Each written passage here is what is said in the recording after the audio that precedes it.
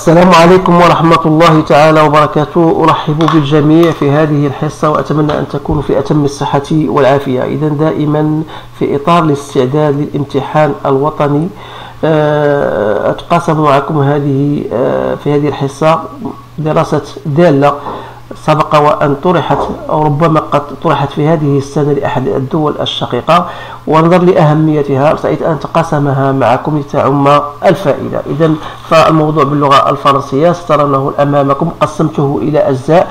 هذا الجزء الأول، ثم بقية الأجزاء سترونها بعد ما ننجز هذا الجزء. إذا تلاحظوا بأنه on considère une fonction définie par f de x égale à x ln de x moins 1 demi ln au carré de x.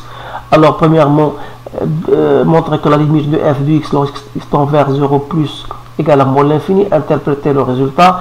Montrer que la limite de f de x lorsqu'x tend vers plus l'infini égale à plus l'infini. Montrer que la courbe C admet au voisinage de plus l'infini une branche parabolique de direction au J. Donc on va répondre à ces questions, puis on va passer à la suite. Donc en ce qui concerne la première fonction, la première question, on va noter d'abord la fonction f de x égale à x ln de x moins 1 demi ln au carré de x.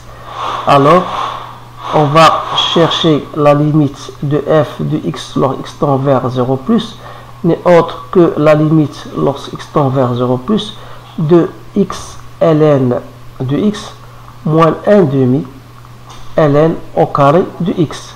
Alors vous savez bien sûr que la limite de x ln de x lorsqu'x tend vers 0 plus c'est 0, et la limite de ln au carré de x lorsqu'x tend vers 0 plus n'est autre que la limite de ln de x fois ln de x, sachant que ça tend vers moins l'infini, donc moins l'infini ça vous donne plus l'infini, et par conséquent vous allez donc déduire que la limite de f de x lorsqu'x tend vers 0 plus, avec ce moins là ça vous donne moins l'infini. Alors ça veut dire quoi? Ça veut dire que C de f admet une asymptote verticale d'équation x égale à 0. Question B. On va déterminer la limite de f de x lorsqu'x tend vers plus l'infini. Alors pour ne pas avoir une forme indéterminée, je peux mettre x ln de x en facteur. Ça va me donner 1 plus 1 demi ln de x sur x. Alors vous savez ça sous forme standard dans votre cours. Donc ça c'est plus l'infini, donc ça reste donc plus l'infini. Alors là on est amené à chercher les branches infinies.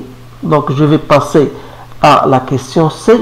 Donc cherchons donc limite de f de x sur x lorsqu'x tend vers plus l'infini. Donc ça sera la limite lorsqu'x tend vers plus l'infini de ln de x en facteur de 1 moins 1 demi ln de x sur x.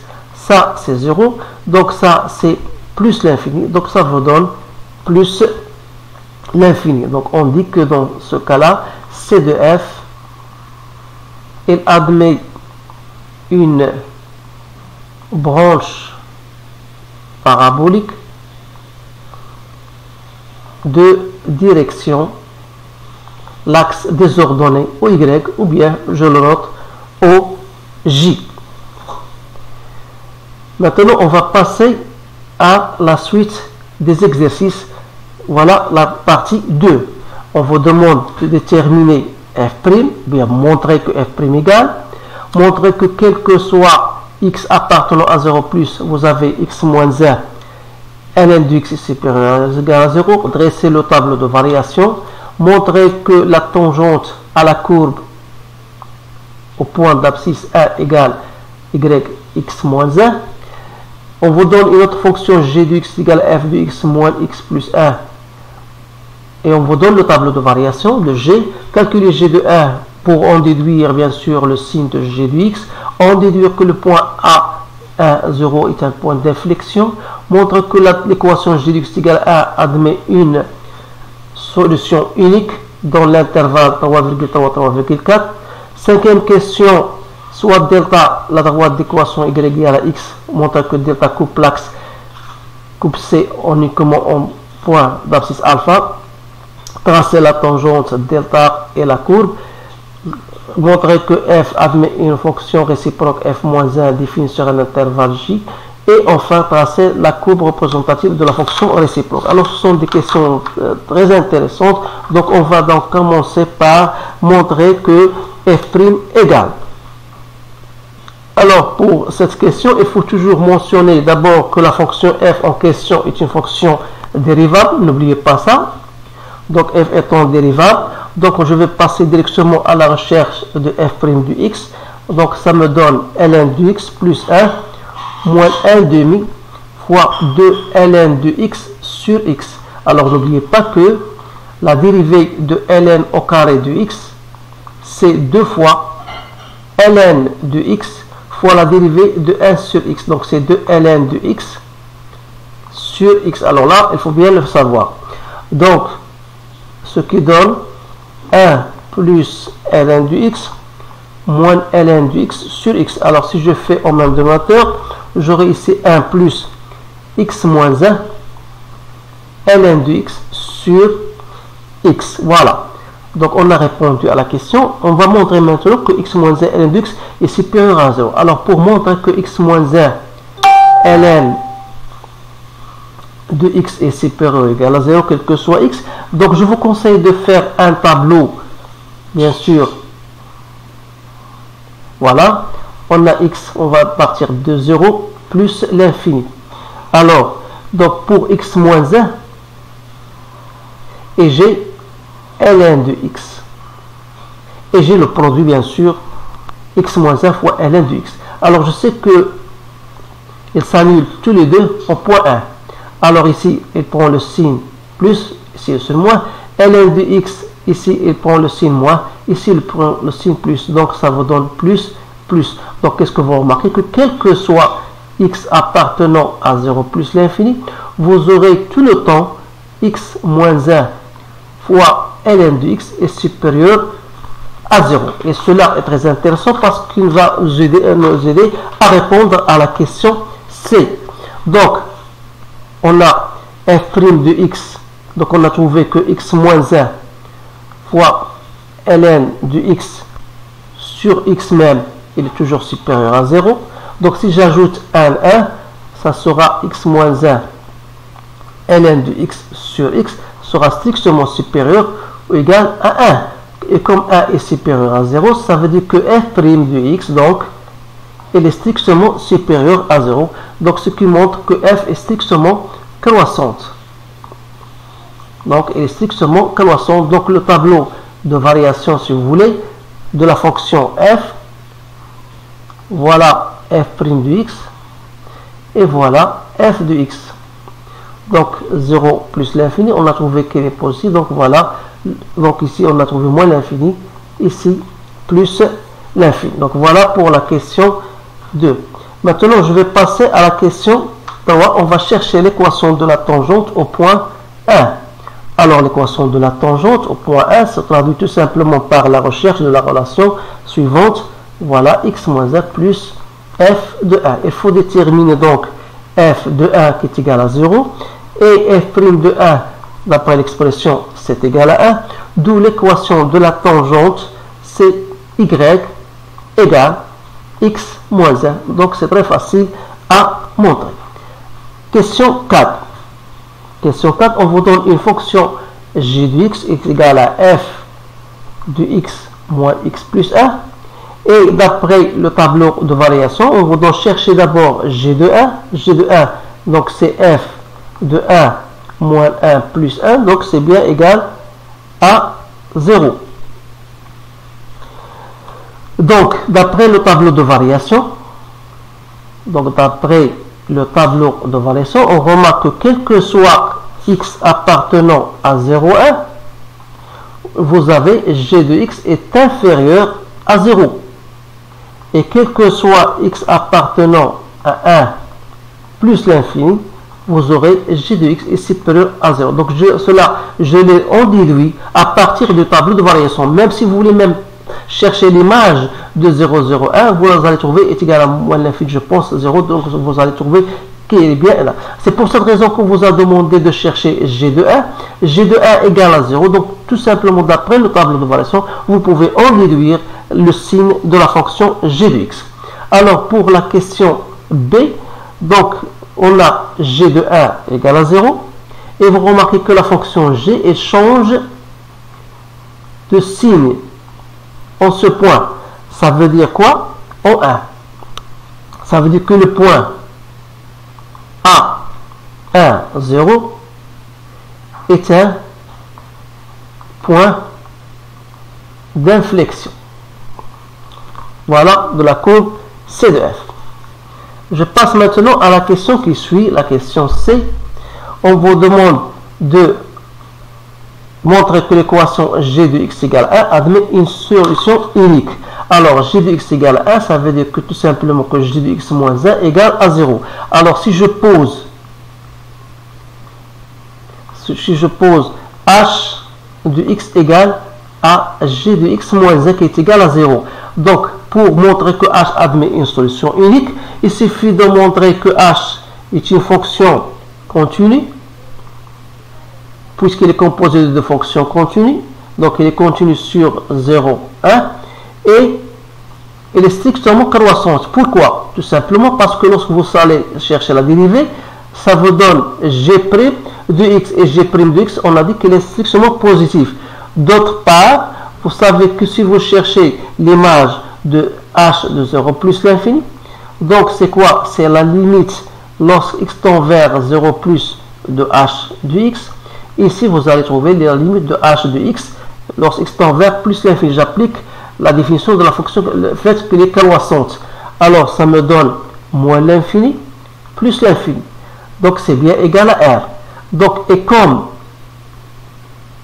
0 appartient à r, donc il existe un certain alpha appartenant à 0 plus l'infini, tel que f, plutôt h de alpha égale à 0. Qui dit h de alpha égale à 0, ça veut dire que g de alpha égale 1. Alors là, j'ai appliqué les notions des théorèmes des valeurs intermédiaires. Alors il faut bien les mentionner. Donc d'autre part,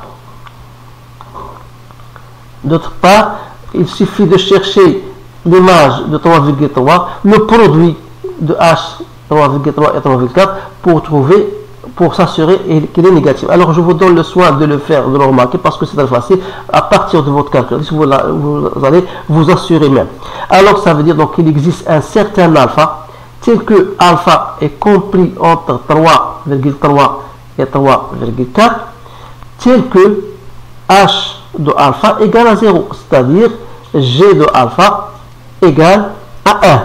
Qui dit g de alpha égale à 1, parce que g de alpha c'est f de alpha moins 1 plus 1 égale à 1, ça veut dire que f de alpha égale à alpha. Question 5.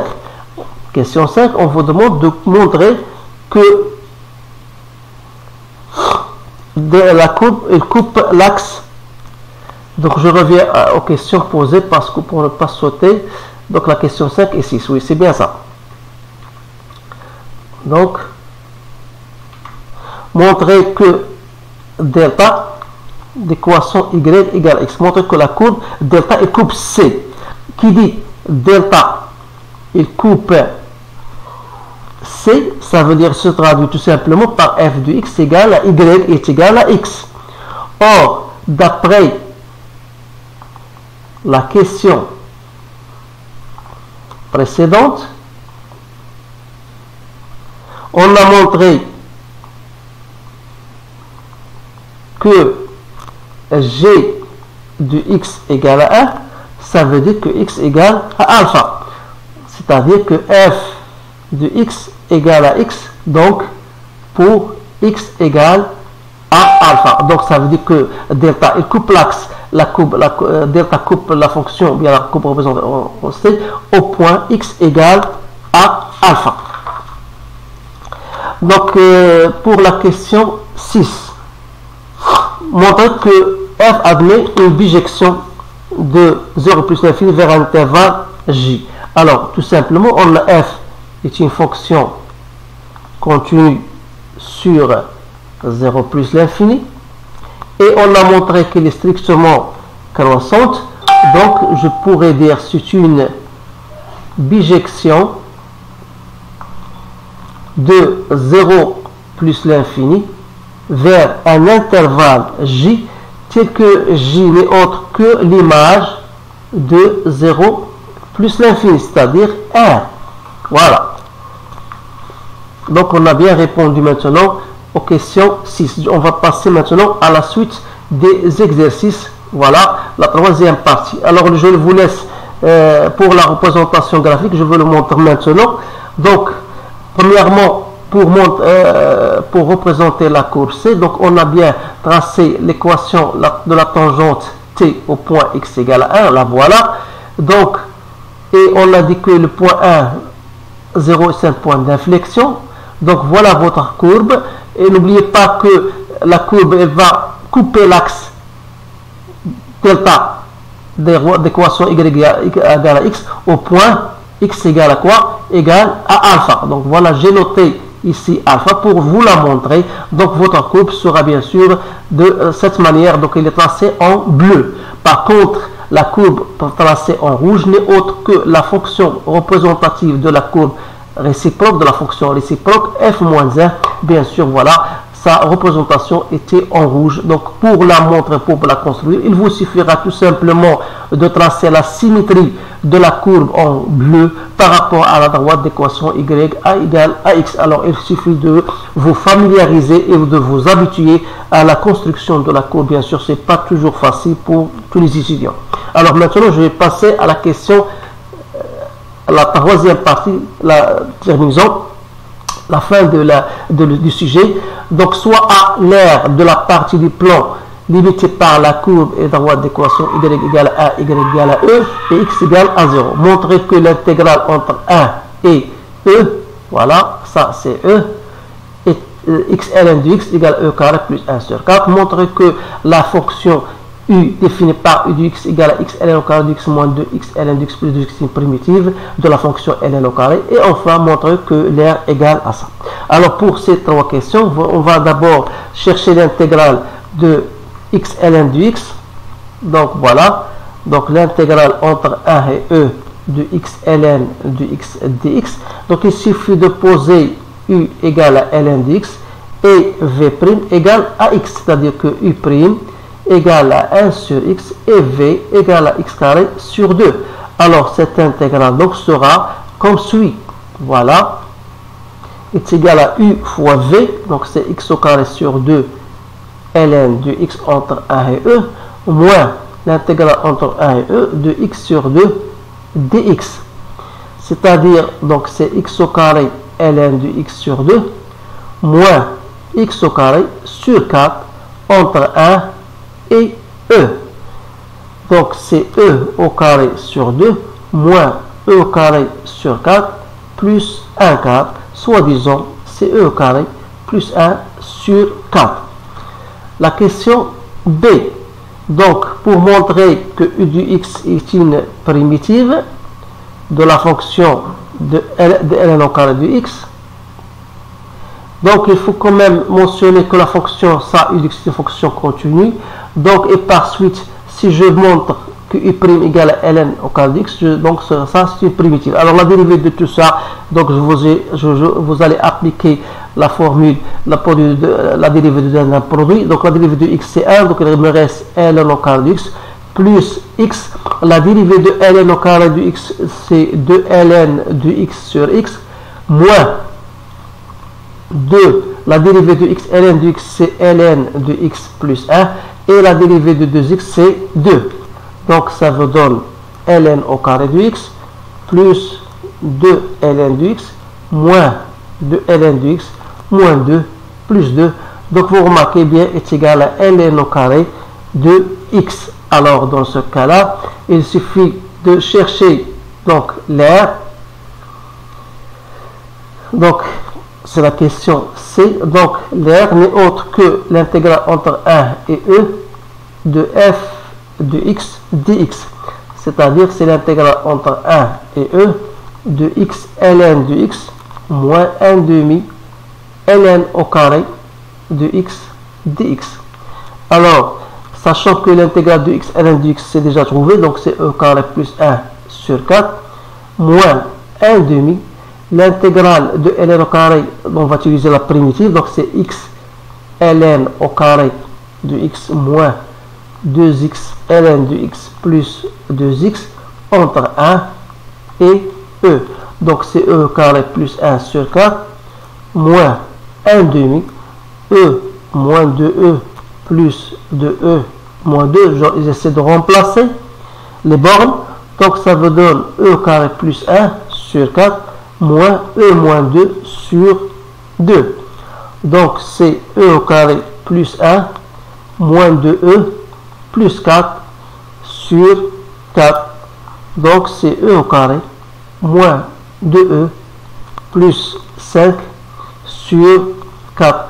Sans oublier bien sûr de multiplier par unité d'air. Donc voilà la réponse à ce sujet-là. Donc si l'unité d'air est égale à 2, donc vous allez multiplier 2 au carré, vous allez multiplier par 4. Alors voilà ce qu'il y a dans ce sujet. Je remarque que c'est un sujet très intéressant. Donc essayez de le refaire et de le partager avec vos collègues pour que tout le monde puisse bien sûr comprendre. Je vous remercie de votre attention. Je vous souhaite une bonne chance et je vous dis à bientôt.